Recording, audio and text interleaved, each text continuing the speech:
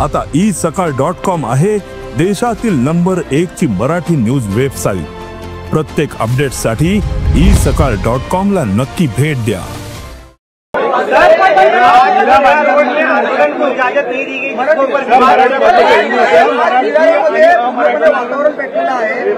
पोलिसांनी परमिशन नाही दिली म्हणून मनसेच्या नेत्यांना ताब्यात घेतला गेलेला आहे आणि मनसे आता सरकारवरती टीका करत आहे। तुम्ही नेमके मी पोलिसांना त्या ठिकाणी आयुक्तांना विचारलं की ही परवानगी का दिली नाही, कारण कोणीही मोर्चाला परवानगी मागितली तर आपण परवानगी देतो। मला आयुक्तांनी त्या ठिकाणी सांगितलं की त्यांच्याशी रूटच्या संदर्भात चर्चा सुरू होती, परंतु ते जाणीवपूर्वक अशा प्रकारचा रूट मागत होते की ज्यातनं कुठेतरी संघर्ष होईल। आणि पोलिसांचं म्हणणं असंही होतं की या संदर्भात काही लोकांच्या संदर्भात त्यांच्याकडे काही इनपुट्स आले होते की त्यांना त्या ठिकाणी वेगळ्या प्रकारची काही कारवाई करायची आहे आणि म्हणून पोलिसांनी त्यांना एवढं सांगितलं होतं की जो नेहमी रूट असतो मोर्चाचा तो रूट तुम्ही घ्या, अशा प्रकारचा रूट घेऊ नका। पण त्यांनी त्याला नकार दिला। त्यांनी सांगितलं आम्ही हाच रूट घेणार, दुसऱ्या रूटवर आम्ही काही जाणार नाही, म्हणून पोलिसांनी ती परवानगी नाकारली असं मला आत्ताच सीपींनी सांगितलेलं आहे।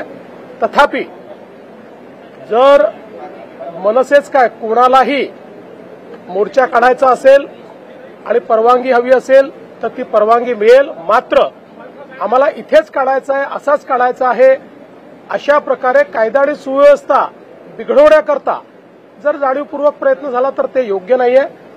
शेवटी आपल्याला सगळ्यांना एकाच राज्यामध्ये एकत्रितपणे राहायचं आहे, आपल्या राज्याच्या विकासाचा विचार करायचा आहे। त्यामुळे योग्य रूट देऊन त्यांनी जर परवानगी मागितली तर ती परवानगी कधीही मिळेल, आजही मिळेल, उद्याही मिळेल। नमस्कार। आत्ताच महाराष्ट्राचे मुख्यमंत्री, महाराष्ट्राचे गृहराज्यमंत्री यांनी असं सांगितलं की आम्ही मोर्चाला परवानगी देत होतो, फक्त रूट बदलायला सांगत होतो।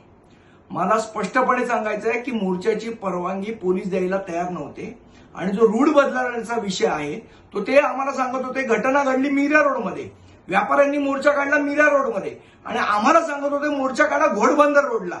मला सांगा, मीरा रोड मधल्या घटनेचा घोडबंदरला कोणी मोर्चा काढता का?